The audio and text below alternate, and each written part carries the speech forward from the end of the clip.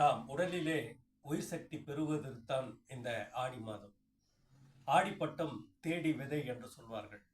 அப்போ விதையை மட்டும் விதைக்க சொல்லலை, நாம் எண்ணத்தை நல்ல எண்ணங்களாக விதைக்க சொன்னார்கள் பெரியவர்கள். அதனால தான் இந்த ஆடி மாதத்தில் தனி சிறப்புகள் இருக்குது. பார்த்தீங்கன்னா நம்ம உடம்புல டிஎன்ஏ ஆர்என்ஏ என்று சொல்லக்கூடிய ரெண்டு நாகம் இருக்கு உடம்புல. அதுதான் சித்தர்கள் இடகலை பிங்கடை என்று சொல்கிறார்கள்.